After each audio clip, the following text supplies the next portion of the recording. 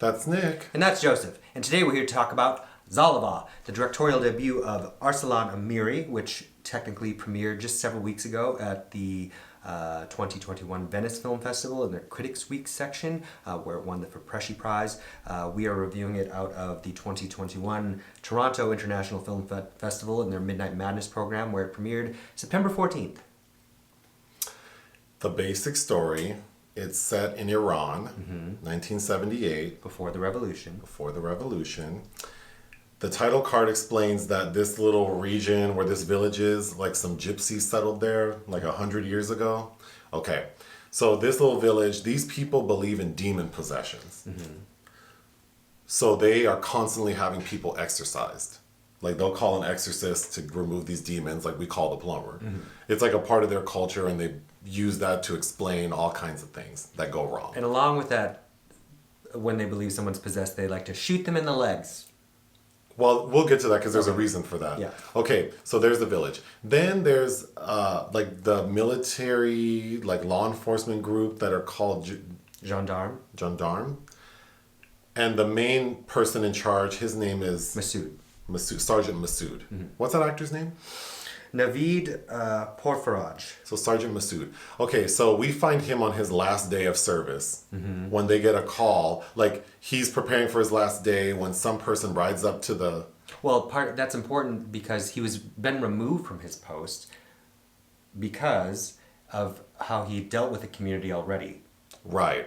Because this man believes his daughter is possessed because of their custom of shooting them in the legs. Masood has all of their rifles taken away.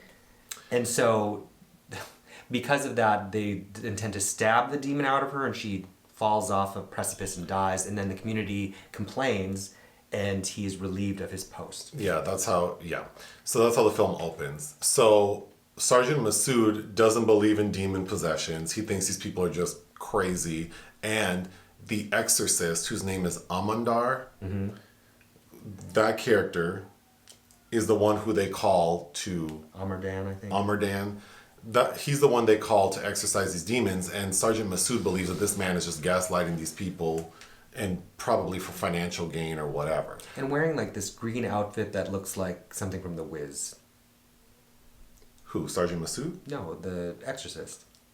Oh, I thought he looked like he was wearing like when little boys wear their dad's suit. Because he was very oversized. He looked like very ill-fitted. But anyway, on his last day, as he's getting ready to just check out, a person on a bike comes up and says, "Please help us, someone's possessed."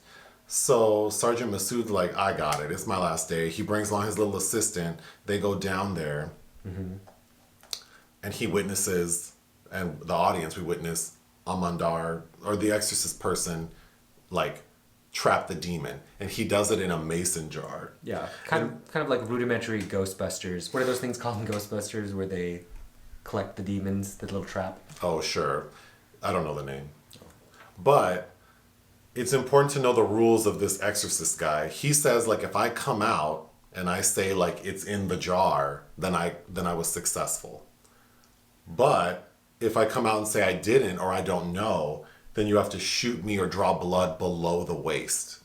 And then that, like drawing that blood will spit out the demon. Don't hit a major artery though. So the first time we see him, of course, he's like, "I got it, don't need to shoot me." And it's just like this jar. Well, Sergeant Masood says, "Nah, you're a charlatan, I'm arresting you." And the village is very upset about it, but whatever. He brings him in. It's also important to know that there is a village doctor, that lady. Malia, played by Hoda Zeinolabedin.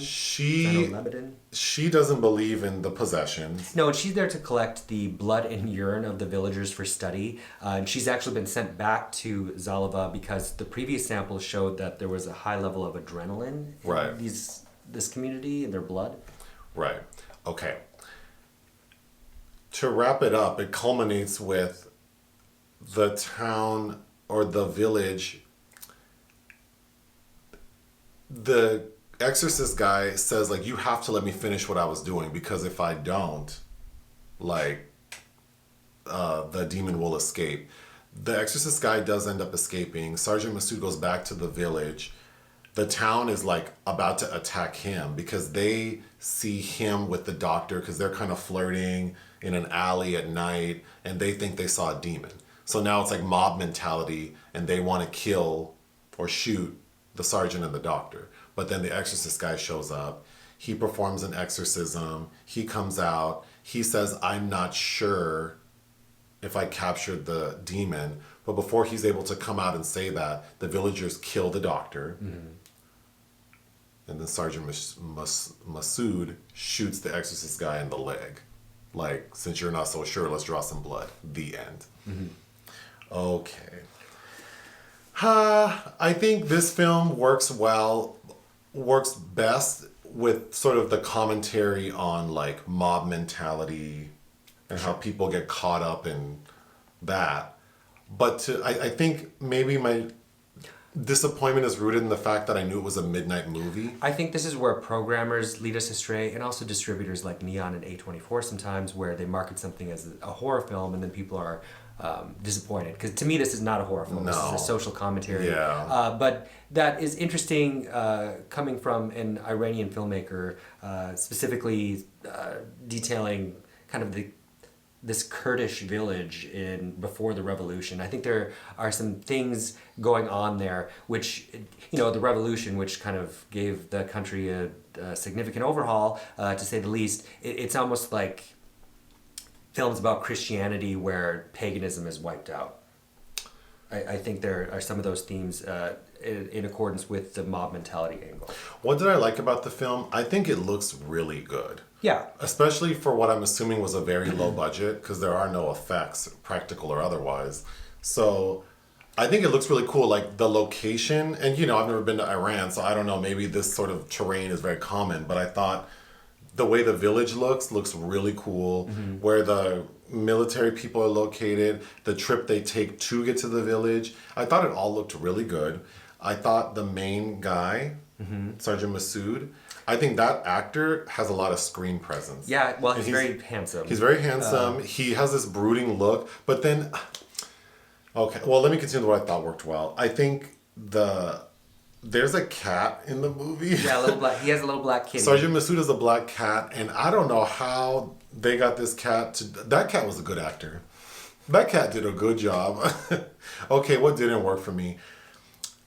I feel like the overall film gave me like a Monty Python vibe, and like it's so ridiculous, but then there's no humor to it. There's no humor. So I'm just sitting there like, like it's just so ridiculous how these people are acting. And I think the reason that's a problem is because as the audience, I wasn't towing the line of, because like, you would think the goal would be, was there a demon? Is there? But in this film, it's like, well, clearly there's no demon. The film doesn't make me believe that there's a demon. I don't think there's that. Yeah, there's not enough ambiguity. Although you see Masood start to, as in the skeleton key, start to question. Like he's starting to feel weird and creepy, and the jar itself is giving him the heebie-jeebies. Okay, that's a good point because yes, when Masood arrests the exorcist guy and brings back the jar, he starts feeling weird things, and the cat, who's demonstrating excellent acting, is playing with the jar and throwing it, and then they hear sounds, and then the cat, like the jar rolls to the bed, and the cat jumps on the bed with Sergeant Masood. And there's some tension in that scene. Yes, there is, but then we find out that his little assistant, do we know that guy's name? Eunice?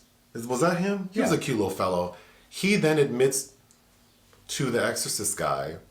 The exorcist. The exorcist. It seems like such a weird thing to call the person performing the exorcisms the exorcist. But I guess that's what the movie's called, right? Mm-hmm. The movie The Exorcist is referring to the priest doing the exorcism? Yes. Okay, that's why I was confused.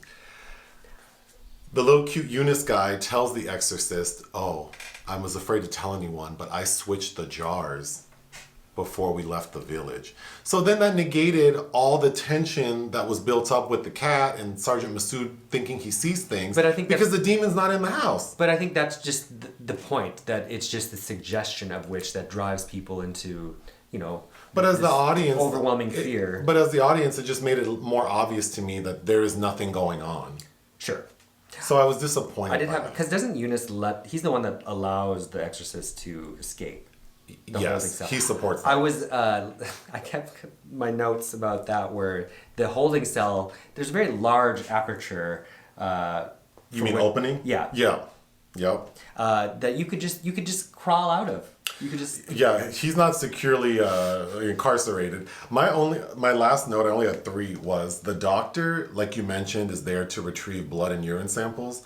We see her playing with these samples every time she's on screen. Mm-hmm. That lady stayed counting blood and urine, right? Yeah. Like every time we see her on screen, she's just shoveling these little samples of blood and urine. Like, what? Why are we even having At one point, the exorcist needs a jar and he just dumps this guy's urine out.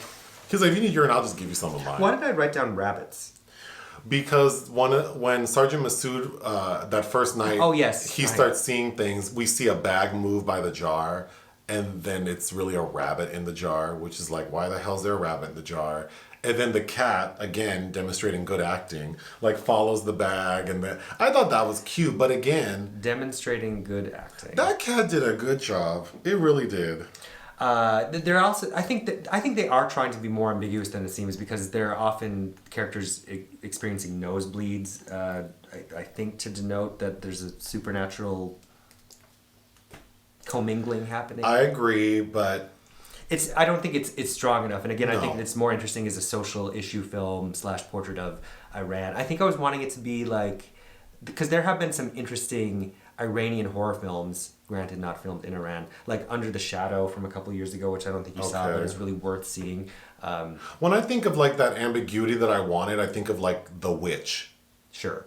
right? Yeah, Robert Eggers, yeah. Yeah, and this didn't hit that mark. I will say for a directorial debut, it's worth a watch, and I think this person did a good enough job. My expectations were different because it's a midnight movie. Well, we're up watching it late too, and I think this could have been a Sunday afternoon film. Right. So, I don't know. What would you give it? I'd give it 3 out of 5. I would give it 2.5 out of 5. I'm in the middle, but I think it's worth the watch, and good job, person. For a debut, and the quartet of main players that we see, I thought they were all good. Yeah. Anything else? No. Bye.